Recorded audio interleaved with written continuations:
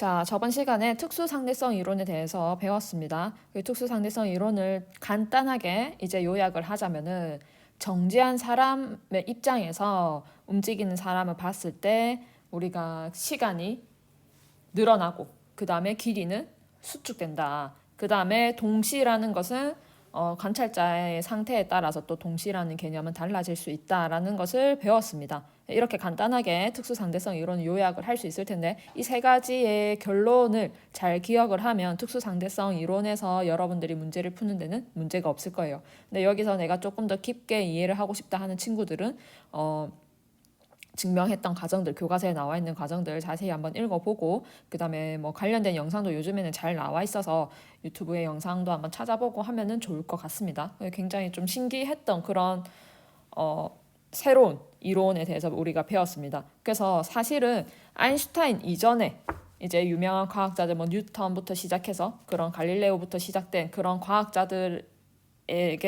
아인슈타인 이전의 그런 과학들을 고전 역학이라고 하거든요. 그러니까 우리가 1단원에서 배운 역학들, 어려웠던 그 역학들이 고전 역학이라고 보시면 됩니다. 그 역학에서는 우리는 공간과 시간은 변하지 않는 절대적인 것이라고 생각을 했어요. 공간이 당연히 뭐 바뀔 일도 없고 시간이 갑자기 빠르게 흐르고 느리게 흐르는 그럴 일은 없죠. 그런 애들은 이제 절대적이다라고 생각을 했었는데 아인슈타인 이후로 이제 아인슈타인이 특수상대성 이론이라든지 이런 거를 발표를 하면서 관찰자의 운동 상태에 따라서 이 절대적이라고 생각했던 공간과 시간, 즉 시공간이 상대적으로 측정이 된다라는 게 이제 밝혀졌죠. 그래서 기존의 뉴턴 역학 체계를 뒤집는 새로운 역학 체계를 아인슈타인부터 확립이 됐다라고 볼 수가 있습니다.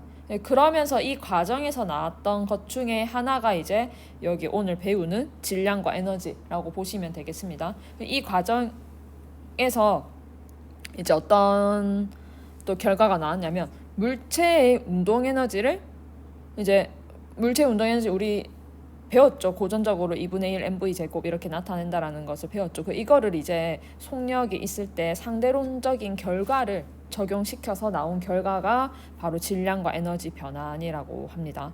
그래서 여기서 우리 학습 목표는 질량과 에너지의 동등성에 대해서, 그러니까 질량과 에너지는 결국엔 같다라고 하는 것에 대해서 여러 가지 예시들이 나옵니다. 그 예시들이 오늘은 중요하다라고 볼 수가 있거든요. 예를 들어서 설명을 할 수 있다. 이게 학습 목표라고 볼 수가 있고요. 그러면 계속해서 이제 교과서부터 한번 보도록 할게요. 이제 아인슈타인의 특수상대성 이론에 따르면 시간이나 길이뿐만이 아니라 질량, 이건 우리가 저번 시간에 배웠던 거고, 질량이나 에너지에 대한 개념도 이전과는 달라지게 됩니다. 우리 질량과 에너지는 당연히 뭐 그냥 질량은 질량, 에너지는 에너지 이렇게 따로 생각을 했었는데 이 이론에 따르면 질량과 에너지는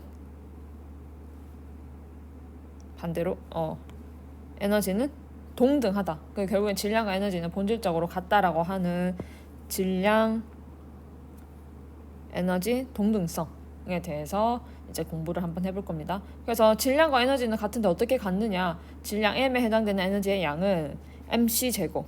굉장히 물리학적으로 유명한 식이죠. E는 mc 스퀘어, 영어로 E는 mc 스퀘어 이렇게 얘기를 하는데 에너지는 mc 제곱으로 나타낼 수가 있다. 그러니까 질량이 있는 M이라고 하는 질량이 있는 물체는 에너지를 가지는데 빛의 속력 제곱을 곱해준 만큼의 에너지를 가지고 있다라고 볼 수가 있다. 즉 에너지가 굉장히 크겠죠. 그래서 이게 무슨 말이냐? 결국엔 질량을 가진 입자가 자기의 그 형태를 유지하기 위해서는 아주 큰 에너지를 가지고 있다. 이렇게 생각을 하시면 되겠습니다. 그래서 관찰자가 봤을 때 정지 상태에 있는 물체의 질량을 정지 질량이라고 하고 이거를 M0 라고 얘기를 한다. 정지 질량이라고 한다면은 뭔가 움직일 때의 질량도 있겠네. 그때의 질량을 우리는 상대론적 질량이라고 합니다. 물체가 움직일 때의 질량. 그때는 또 여기 교과서 밑에 나오는 걸 보면은 물체의 결국엔 운동 에너지는 결국엔 질량이랑 같다라고 했으니까 이 운동 에너지도 결국엔 질량으로 바꿔서 생각을 해볼 수가 있습니다. 그러면 운동하는 물체는 결국엔 운동 에너지를 가지게 되므로 즉 에너지가 늘어났다, 즉 질량이 늘어났다라고 볼 수도 있거든요. 상대론적인 관점에서. 그래서 결국엔 운동하는 물체는 질량이 늘어나는 것으로 생각을 할 수가 있다. 그때 운동하는 물체의 질량을 상대론적 질량이라고 한다. 이렇게 정리를 하면 될 것 같습니다. 그래서 우리가 학습지로 돌아와서 학습지부터 한번 보고 계속 내용을 한번 살펴보도록 할게요. 그 질량 에너지 동등성이라는 것은 질량과 에너지는 본질적으로 같고 이걸 식으로 표현을 하자면 E는 mc 제곱으로 표현을 할 수가 있다. 그 다음에 정지 질량과 상대 이동적 질량은 뭐냐면 이제 정지 질량은 말 그대로 정지하고 있을 때 물체의 질량을 정지 질량이라고 하고 그때 보통 m0라고 한다 했습니다. 상대론적 질량은 운동하는 물체의 질량을 상대론적 질량이라고 합니다. 그때 아까 봤을 때 이 에너지가 결국 증가한다는 말은 질량이 늘어나는 것으로 생각을 할 수 있기 때문에 상대론적 질량은 속력이 증가할수록 커진다. 이게 봐봐. 우리가 뭐 빛의 속력으로 갈 수 있느냐 이런 얘기를 하는데 결국에는 속력이 커지면 질량이 커진다라는 거잖아. 지금 상대론적 질량에 의하면. 그러면 속력이 아주 빛의 속력으로 가까우면 질량은 더 커져요. 그러면 결국 빛의 속력까지 가속이 될 수 있을까요? 가속이 되기가 힘들겠죠. 그래서 우리가 빛의 속력으로 쉽게 물체를 가속시킬 수 없는 겁니다. 그만큼 상대론적인 질량이 커지기 때문에. 그래서 옆에 와서 정지 질량과 상대론적 질량에 대해서 정리를 해보면 보통 정지 질량은 m0라고 많이 쓰고요. 그래서 정지에 있는 물체의 질량이라고 볼 수 있고 이때 정지 에너지는 정지 질량을 따와서 c 제곱을 곱해주면 된다. 그 다음에 상대론적 질량은 보통 그냥 m이라고 쓰고요. 얘는 운동하는 물체의 질량인데 속력이 증가할수록 커진다. 또 적어둡시다. 그냥 속력이 증가하면 커진다. 그러니까 무거워진다라고 보시면 되겠어요. 자, 그 다음에 질량 결손 교과서를 한번 봅시다. 자, 질량 에너지 동등성에 따르면 어떤 물체의 질량이 변했어. 질량이 어느 정도 뭐 사라졌다든지 질량이 더해졌어요. 그럼 그에 해당되는 만큼 에너지를 흡수를 하거나 방출을 하게 됩니다. 예를 들어서 내가 몸이 무거워졌다면 그만큼 에너지를 흡수를 해야 되고 예를 들어서 몸이 가벼워졌다면 그만큼 에너지를 방출을 해야 되겠죠. 질량은 에너지랑 같기 때문에. 그래서 어떤 물체의 질량이 변화량 델타 m만큼 감소하면 얘는 델타 mc 제곱만큼의 에너지를 방출을 한다. 그 다음에 델타 m만큼 증가하면 반대로 델타 mc 제곱만큼의 에너지를 흡수한다. 이렇게 보시면 되겠습니다. 그래서 일상생활에서는 이걸 잘 관측을 할 수 없지만 핵 반응 과정에서 양성자나 중성자 또는 뭐 헬륨 원자 핵 이런 핵 반응 과정에서의 그런 질량을 비교를 해보면 이런 질량 변화가 실제로 관측이 된다고 하거든요. 그래서 이 밑에 한번 해보기 보고 학습지를 봅시다. 그래서 가 같은 경우에는 정지에 있는 양성자 2개와 중성자 2개가 있습니다. 얘네들이 이제 뭐 어떻게 뭐 가속이 돼가지고 충돌을 해서 이제 하나의 핵으로 양성자와 중성자가 만나가지고 하나의 핵을 이뤘어요. 그때 이제 양성자 2개, 중성자 2개는 헬륨 원자 핵이 되거든요. 이거 뒤에 가서 선생님이 조금 더 자세히 볼게요. 어쨌든 이 4가지가 만나면 헬륨 원자 핵이 만들어집니다. 그때 이제 이 헬륨 원자 핵과 양성자, 중성자의 질량을 비교를 해보면 이게 이제 킬로그램은 너무나 큰 단위이기 때문에 원자 핵의 입장에서는 킬로그램을 우리는 U로 바꿔서 한번 표시를 해볼게요. 양성자는 1.00736, 중성자는 1.00876 이렇게 이 표에 나와 있는 것처럼 하면 됩니다. 근데 이제 헬륨 원자 핵은 4. 얼마래요. 그럼 진짜로 양성자 2개랑 중성자 2개가 합해지면은 헬륨 원자 핵이 된다면 그럼 실제로 우리 질량을 한번 비교를 해봅시다. 이제 이거 2개랑 이거 2개가 만나면 얘는 2.000146이 되겠네요. 그 다음에 얘는 2.0174U가 되겠네요. 그럼 이 2개를 더하면은 4.032U가 돼야 되는데 지금 비교를 해보면은 얘가 훨씬 더 크죠. 그러니까 결국에는 얘네들이 만나면서 어떤 일이 벌어졌다. 질량이 결손되었다. 어딘가 질량이 사라졌죠. 어디로 결손이 됐느냐? 에너지로 방출이 되었겠죠. 이렇게 원자 핵 반응에서 보면은 이런 식으로 질량 결손이 일어나거든요. 이 질량이라는 것은 결국엔 에너지, 우리가 핵 발전에 쓰는 뭐 원자 핵 그런 에너지라든지 얘 같은 경우에는 융합이 됐으니까 핵융합 에너지가 되겠네요. 핵융합 에너지가 만들어졌다 이렇게 얘기를 하면 됩니다. 그래서 질량은 우리 비교를 해보니까 질량이 뭐 더 작아졌다. 질량이 더 작아졌다. 그 다음에 나의 상태를 가의 상태로 만들기 위해서는 에너지를 이제 질량이 작아졌다라는 말은 에너지를 방출을 해야 되겠죠. 밖으로 내보내야 되겠죠. 질량을 내보낸 거니까 그 에너지를 내보낸 거겠죠.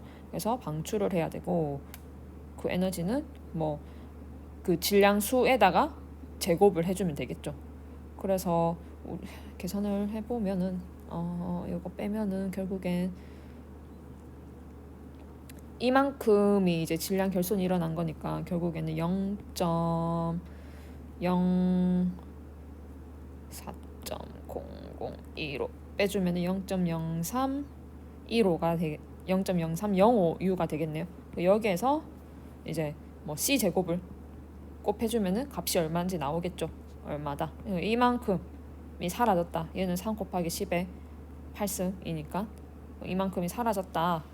그 뭐 에너지니까 뭐 줄 또는 여기에서는 이제 굉장히 에너지가 작기 때문에 줄로 나타내기 작기 때문에 이걸 바꿔서 메가 일렉트로볼트 이렇게 또 표시를 합니다. 그래서 이렇게 결과를 보면은 헬륨 원자의 질량은 양성자 2개랑 중성자 2개를 합한 것보다 작다. 이거는 이제 질량 결손이 일어났기 때문이고 이 질량 결손에서 결국에는 이만큼에 해당되는 에너지 얘를 방출을 했다. 이렇게 보시면 되겠습니다.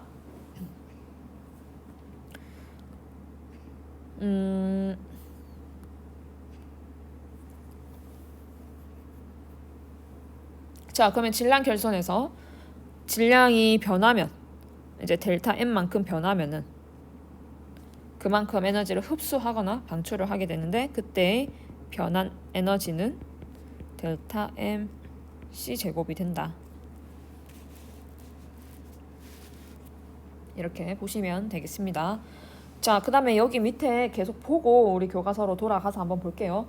그러니까 원자 핵이라는 것은 양성자와 중성자가 결합돼서 존재를 합니다. 얘네들끼리 아주 강한 힘으로 붙어 있어요. 강한 힘으로 이렇게 모여 있습니다. 그 얘네들은 이제 원자에서 뭐 다들 알다시피 중앙에 위치를 하고 있고 아주 작은 부피를 차지하고 있습니다. 그때 이제 핵자 여기서 핵을 구성하는 입자 뭐가 있죠? 양성자가 있고 중성자가 있죠. 얘네들을 합을 핵자라고 합니다. 이걸 이제 보통은 질량수라고 얘기를 하고 여기에서 뭐 몇 개 있는지 모르겠지만 양성자 하나 둘셋넷 다 열일곱 여덟 아홉 열 여덟 열세 뭐 13개 있고 중성자 뭐 몇 개 해서 이 총합을 핵자수 또는 입자수 뭐 질량수 이렇게 얘기를 합니다. 이거는 결국 옆에 나와 있는 질량수랑 같은 거예요. 그 다음에 우리가 원자를 이제 표시를 할 때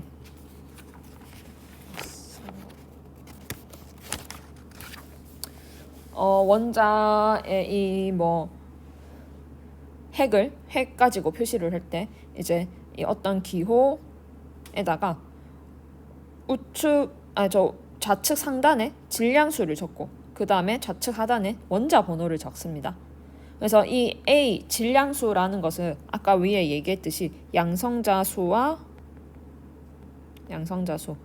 보통 이제 Z 밑에 원자 번호랑 똑같습니다.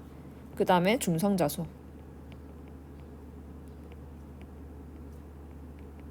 이렇게 해서 이제 얘가 이제 질량수가 되는 겁니다. 얘가 질량수다. 그 다음에 Z는 양성자수 위에서 말했듯이 얘는 양성자수를 얘기를 합니다.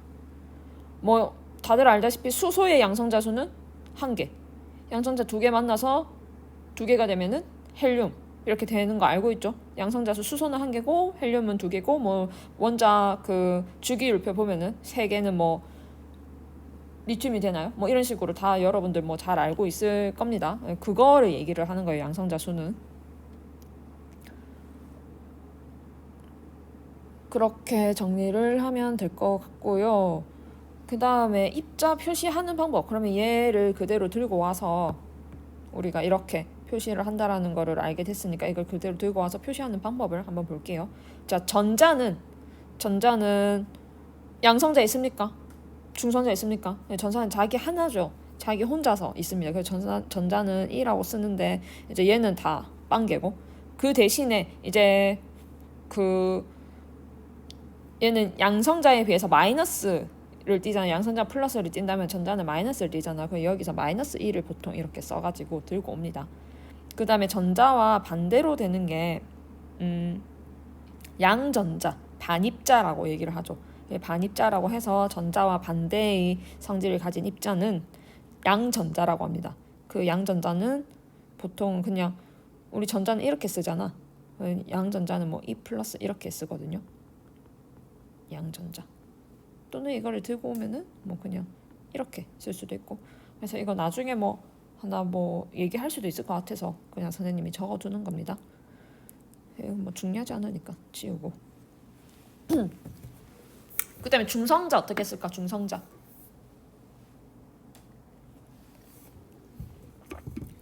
자, 중성자는 이제 n을 들고 오고, 그 다음에 입자수는 위에 질량수는, 자, 양성자는 하나도 없을 거고 중성자 대신에 한 개가 있겠죠. 그 다음에 밑에 원자 번호 Z, 양성자 수는 당연히 제로일 거고, 이렇게 쓰면은 이제 중성자구나 라고 보시면 될 것 같고요. 그 다음에 양성자는 당연히 여기는 1이 돼야 되고, 그쵸? 원자 번호 Z, 얘는 양성자 수니까, 얘가 양성자 수니까 1이 돼야 되고, 그 다음에 중성자 뭐 없을 거니까 1 해서 얘는 이제 수소를 들고 와서 씁니다. 수소 또는 P 이렇게 쓰기도 하고요. 보통 우리는 이거를 자주 쓸 거예요. 이게 왜 그러냐면 이제 수소의 원자 구조를 보면은 이제 중앙에 원자 핵 하나에 이렇게 전자가 뭐 어디 확률적으로 존재하는 이렇게 전자가 돌고 있는 또는 이렇게 생겼잖아요, 수소가. 그래서 결국에는 이 수소 원자 핵을 보면은 양성자 하나야. 양성자는 결국엔 수소 원자 핵과 같거든요. 그래서 이게 원자 핵의 표시 방법이었으니까 원자 핵의 표시 방법이 이렇기 때문에 그 원자 핵을 들고 올 때 수소 이 원소 기호를 들고 와서 이렇게 양성자는 쓴다라고 보시면 되겠습니다. 그 다음에 그래서 결국엔 수소는 이렇게 쓰면 되고, 여기에 이제 중성자가 하나가 들어오면은 이제 핵자수, 입자수가 바뀌죠. 여기 보면은 이 질량수가 바뀌게 되겠죠. 중성자가 하나 더 들어왔으니까. 그러니까 양성자 하나에 중성자 하나가 더 들어와서 얘가 2가 되고, 그 다음에 양성자 수는 그대로 1개, 2개가 돼버리면 그때부터는 헬륨이 되는 겁니다. 그래서 중수소, 얘는 중수소가 되고요. 여기에 중성자가 하나 더 들어올 수 있어요. 중성자가 하나 더 들어오면 이때의 이 질량수는 3개가 되죠. 3개가 되고, 그 다음에 양성자는 똑같이 하나가 됩니다. 이때는 3중수소, 입자, 질량수가 3개가 있다라고 해서 얘는 3중수소가 되는 겁니다. 그래서 이런 애들, 양성자 수는 전부 다 1개로 똑같잖아. 근데 중성자 수가 1개냐, 빵개냐, 2개냐에 따라서 수소냐, 중수소나 3중수소인지 달라지잖아요. 이런 애들을 동위원소라고 합니다. 이게 이제 예를 들어서 수소, 중수소,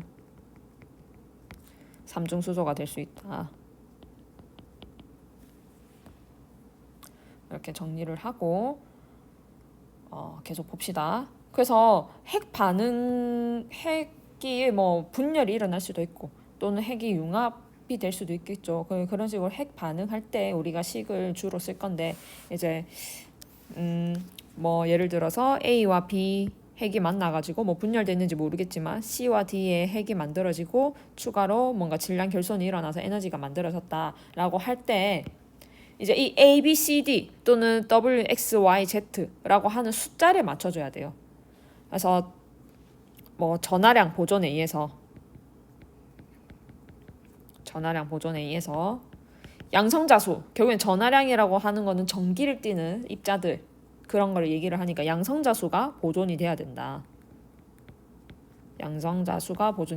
그래서 양성자수는 요거 Z, 밑에 첨자라고 했습니다. Z. 그래서 W 플러스 X랑 좌변에 Y 플러스 Z는 같아야 되는 거고, 그 다음에 결국엔 또 질량수도 보존이 돼야 되겠죠. 입자가 어디론가 뭐 사라지거나 이렇게 하면 안 되겠죠. 그래서 질량수도 보존이 된다.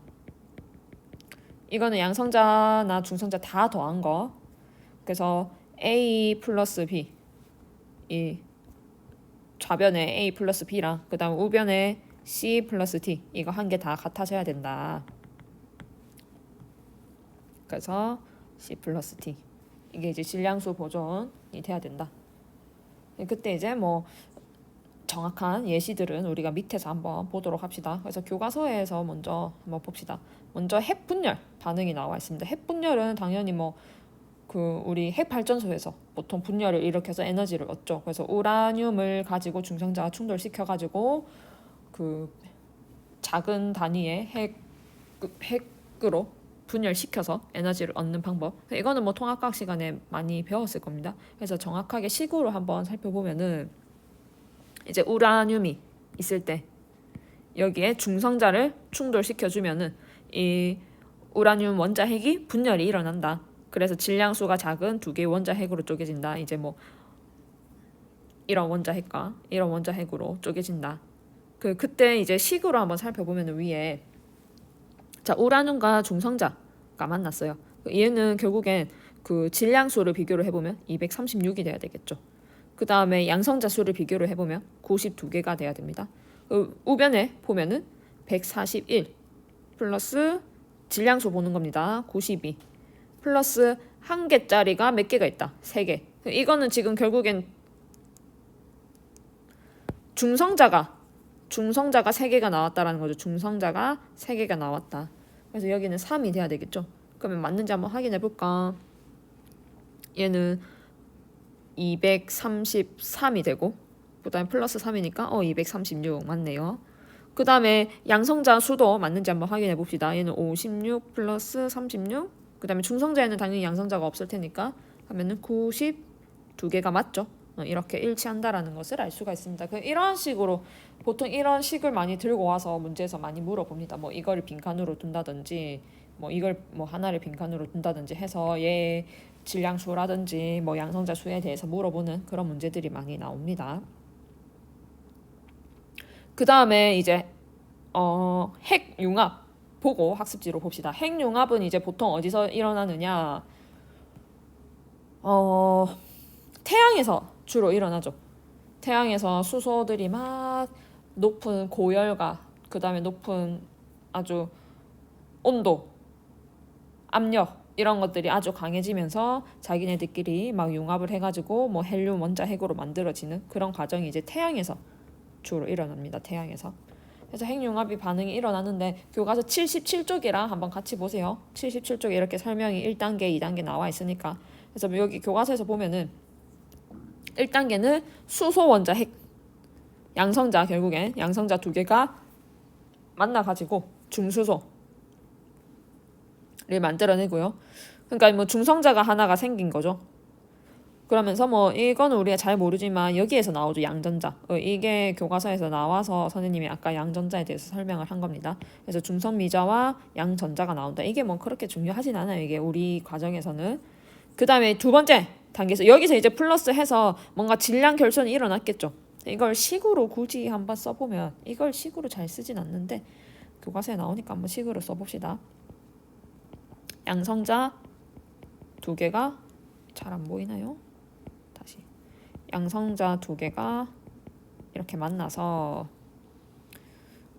중수소를 만들어냈는데 지금 보면은 여기에 양성자 하나가 없어졌죠? 그게 이제 어디로 갔냐면은 양전자로 이렇게 맞춰줘야 되겠지. 그래야 1, 1, 2 맞고 1, 1, 1, 1 이렇게 맞겠죠? 이게 이제 양전자라고 보시면 됩니다. 보통 이렇게 식 하나하나 1단계, 2단계 나눠서 안 써요. 보통은 그냥 이중수소랑 삼중수소가 만나서 헬륨 원자핵이 만들어졌다 이렇게 얘기를 하는데 교과서에 이렇게 세부 단계로 나와 있으니까 그냥 한번 써보는 겁니다. 그냥 참고로 봐주시면 됩니다. 그 다음에 두 번째 단계는 뭐냐면 이제 중수소가 있잖아. 중수소가 만들어졌죠. 얘가 이제 다시 또 양성자와 핵 반응을 일으키는 겁니다. 그래서 2단계에서 써보면은 또 양성자와 이번엔 중수소가 만나가지고 이제 이거는 헬륨 원자 핵은 아니에요. 지금 헬륨 원자 핵이 아니고 그냥 헬륨3 이렇게 얘기를 하거든요. 헬륨 원자 핵은 중성자가 하나 더 만들어서야 헬륨 원자 핵이 되는 겁니다. 양성자 2개, 중성자 2개가 돼야. 그래서 얘 같은 경우에는 이제 3개, 2개, 헬륨 3이 만들어지고, 그다음에 뭐 추가로 뭐 에너지, 질량 결손이 일어나서 에너지가 만들어지겠죠. 그다음에 뭐 감마선 뭐 이런 것들이 만들어지는데 그건 뭐 생략하고요. 그다음에 세 번째 단계에서는 헬륨 3 2개가 만나가지고 이제 드디어 헬륨 원자 핵이 만들어지죠. 이렇게 양성자 2개와 중성자 2개, 이게 이제 완전한 헬륨 원자 핵입니다. 그래서 4, 2 만들어지고, 그 다음에 여기는 6인데 여긴 4죠. 그럼 여긴 2개가 남는데 이제 양성자 2개가 만들어지죠. 그래서 2개인데 양성자 2개, 이렇게 그 수소 이게 수소 원자 핵이 맞죠. 그래서 보면은 여기 2, 2 해서 4, 여기 2, 2 해서 4 똑같이 맞아 떨어지는 걸 알 수가 있습니다. 여기도 마찬가지 에너지 방출이 될 거고, 이렇게 해서 태양에서는 굉장히 많은 에너지를 만들어내서 우리 지구에까지 빛과 열을 보내주면서 지구가 잘 살아갈 수 있도록 에너지를 제공하는 그런 역할을 하게 되겠죠. 그래서 이 지금 선생님이 얘기한 내용을 77쪽과 비교를 해보면 뭐 똑같은 얘기예요. 처음에 수소 원자 핵 2개가 만나가지고 중수소가 만들어지고, 그 다음에 또 이 중수소 원자 핵이 수소 원자 핵과 만나서 헬륨 3 원자 핵이 만들어지고, 그 다음에 이 헬륨 원자 핵이 그건 또 이제 자기네끼리 뭐 충돌을 해서 양성자 2개가 만들어지고 헬륨 원자 핵, 이제 안정된 헬륨 원자 핵을 만들어낸다. 그래서 이렇게 수소 원자 핵들이 융합해서 헬륨 원자와 양성자 2개가 만들어진다. 그래서 뭐 중수소 헬륨 3 이런 것들 한번 읽어보시고요. 그때 이제 태양은 그때 반응해서 약 이 정도의 에너지를 방출을 한다.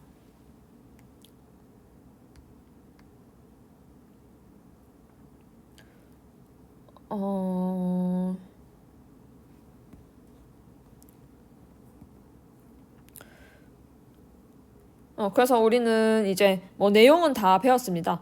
내용은 다 봤고요. 뒤에 내용들은 다음 시간에 한 번 더 복습하면서 한번 살펴보도록 할게요. 문제 이거 확인 문제 4번 풀어볼까?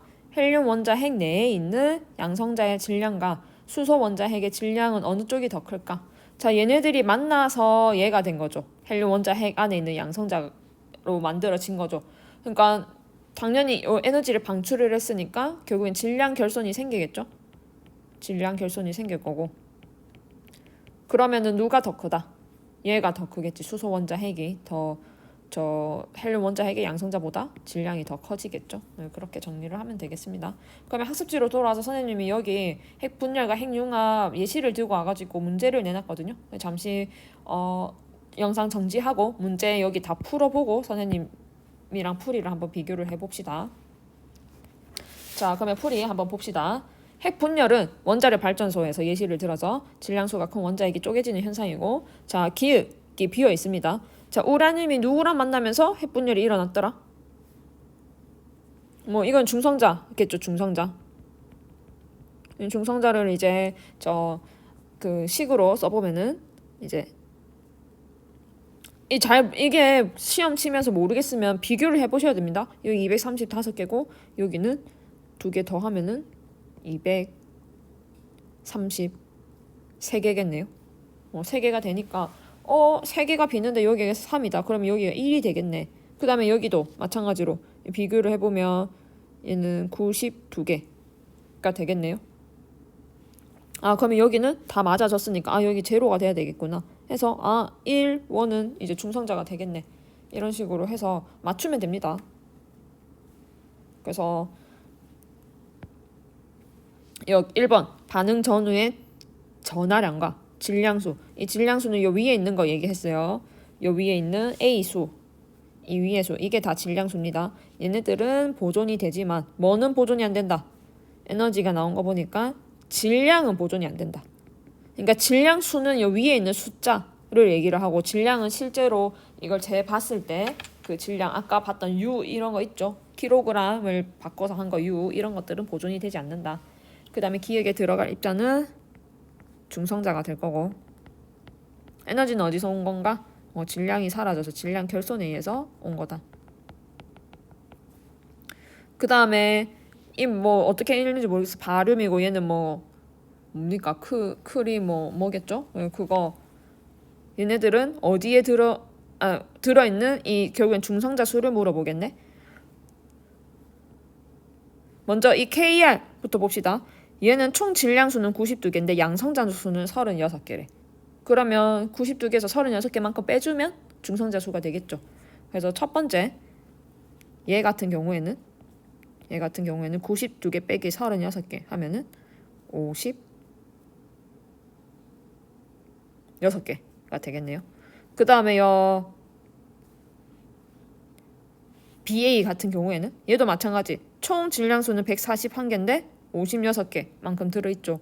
이거를 이제 빼주면은 양성자 수가 56개만큼 들어있으니까 56개만큼 빼주면 중성자 수가 나오겠죠. 그래서 얘 같은 경우에는 141에서 56을 빼면은 140, 그러면 85가 되겠죠.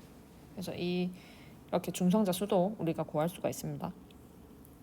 그래서 뭐 얘네들은 중성자가 결국엔 이렇게 3개나 나오는데 이 3개가 옆에 있는 또 우라늄과 만나게 되면 계속해서 연쇄 반응이 일어나니까 그렇게 조절을 못하면 그때는 이제 핵폭탄이 되는 거죠. 그래서 핵폭탄이 되지 않기 위해서 이런 걸 중성자의 속도를 느리게 하고 좀 반응을 더디게 하는 감속제가 필요하다. 그래서 뭐 물이라든지 그런 것들을 사용하는 거는 통합과학에서 아마 배웠을 겁니다. 그 다음에 핵융합 마지막으로 이거 보고 이 단원을 정리를 해봅시다. 자, 마찬가지로 니은에 들어가는 입자를 살펴보면은 모르겠으면 맞춰보면 되겠죠. 이중수소와 이제 중수소와 삼중수소가 만나는 건데 여기에 질량수는 5가 되고 양성자수는 2개가 되는데 여기서는 이게 1개가 되죠. 그럼 얘는 4가 될 거고 얘는 빵개니까 2개가 되겠네요. 그러면 양성자 2개가 들어있고 그 다음에 얘는 중성자 2개 들어있는 헬륨 원자 핵이 되겠죠. 그래서 얘는 4, 2 이렇게 되고 얘는 헬륨 원자 핵이다.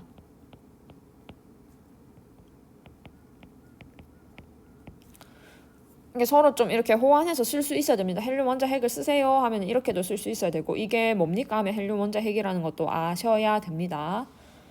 위와 같은 핵융합 가정에서 생긴 질량 결손은 어떤 형태, 에너지의 형태로 발생이 될 건데 이게 이제 태양 같은 경우에는 빛과 보통 열의 그런 에너지 형태로 방출이 될 겁니다. 그 다음에 이 에너지는 결국엔 어디서 나온 거냐면 똑같죠. 질량 결손에서 나온 거다. 삼중수소와 중수소와 삼중수소의 차이는 아까 얘기했듯이 이 중성자 수에 따라서 차이가 난다고 했죠. 얘는 중성자 수가 되겠고 그 다음에 태양 같은 이런 애들은 이제 초고온의 그런 플라즈마 상태에서 일어나는 반응이다 라는 거 이런 것도 뭐 보기에 나올 수 있으니까 살펴봐 두시기 바랍니다.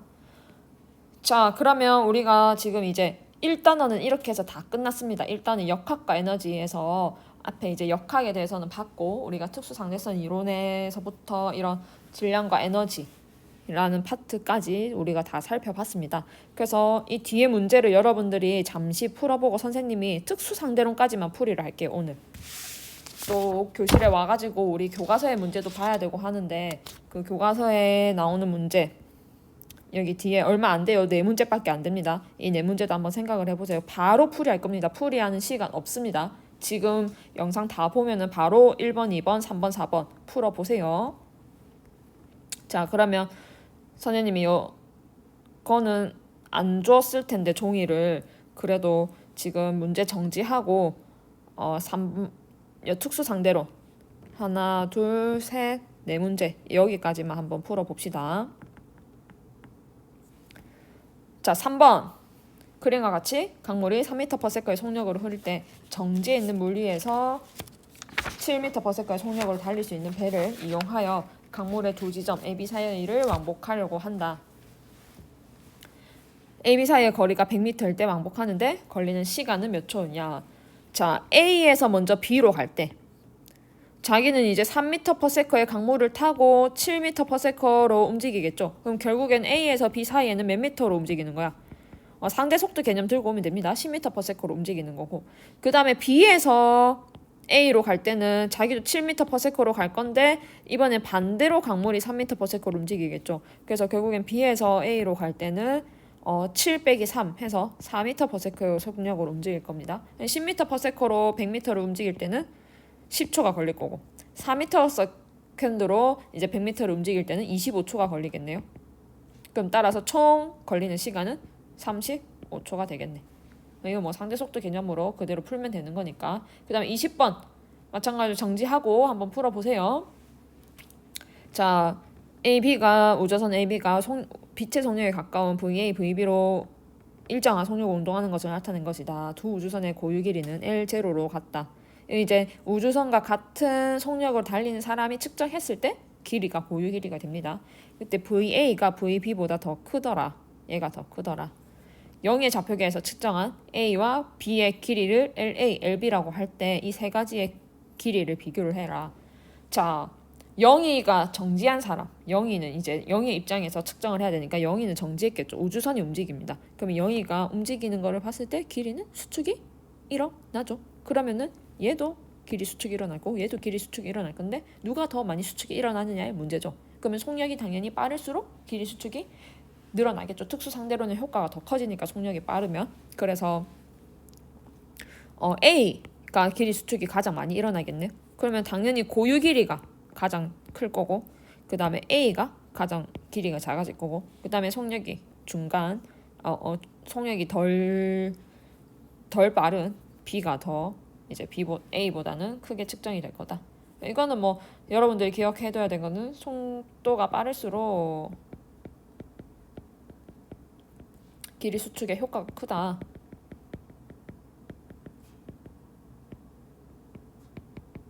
그러니까 정리를 하면 될 것 같습니다. 2번 뭐 그렇게 어렵지 않네. 상대성 이론 문제는. 자, 동시성의 상대성에 대한 사고 실험을 한 것이다. 영희는 정지한 기차 안에서 광원에서 동시에 발생한 빛이 열차 양 끝에 AB에 동시에 도달했다. AB에 동시에 도달을 했고 철수는 영희에 대해서 빛의 속력에 가깝게 등성 직선 운동하는 기차 안에 있다.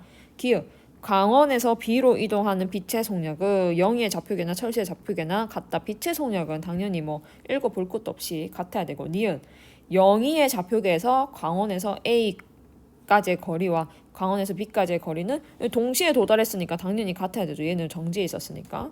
그 다음에 딕은 철수의 좌표계에서 광원에서 동시에 발생한 빛이 광원에서 발생한 빛이 B에 먼저 도달한다. 자, 철수의 입장에서는 자기는 B 쪽으로 향해 가고 있죠. 그러면 광원에서 이렇게 도달을 하는데 오히려 자기는 이제 B가 다가오는 걸로 생각을 하겠지. B는 다가오고 A는 멀어진다라고 생각하겠죠. 철수는 반대로.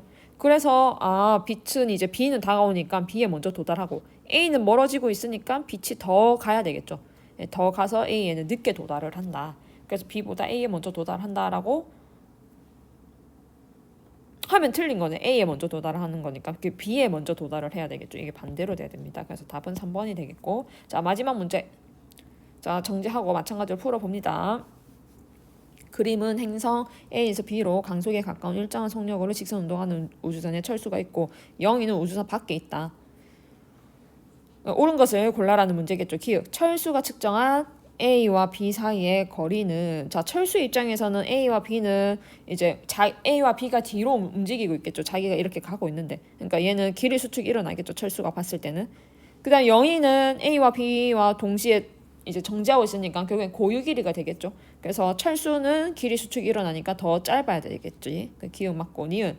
영희가 측정한 우주선의 길이는 자, 영희가 봤을 때는 철수가 움직이고 있으니까 이 철수 우주선의 길이가 수축이 일어나야 되겠지. 그래서 철수가 측정한 것보다 짧다 하면은 맞고 디귿. 철수는 영희의 시간이 자신의 시간보다 천천히 흐르는 것으로 관측된다.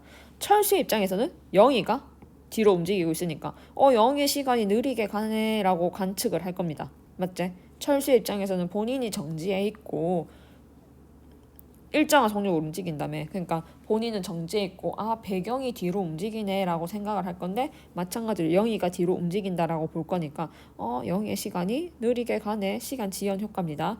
그래서 자신의 시간보다 천천히 흐르는 걸 관측된다. 그래서 답은 5번이 되겠습니다. 그래서 특수상례론 문제는 다 이런 거예요. 뭐 시간 지연, 길이 수축, 그다음에 동시성이 어떻게 되느냐 이런 걸 물어보는 거니까 문제를 풀어보면은 생각보다 그렇게 어렵지 않을 겁니다. 그걸 잘 생각해야 돼요. 누구 입장에서 생각을 하느냐에 따라서 달라지기 때문에 잘 생각을 하셔야 됩니다. 그래서 이 뒤에 있는 4번, 5번 문제랑 그 다음에 교과서에 있는 문제는 다음 시간에 풀어보고 우리 또 전자기 단원으로 이제 본격적으로 들어가도록 하겠습니다. 그 학습지 찍어서 올려야 되는 사람은 이 질량과 에너지 찍어서 올립니다. 알겠죠? 검사하겠습니다. 네, 수고했습니다.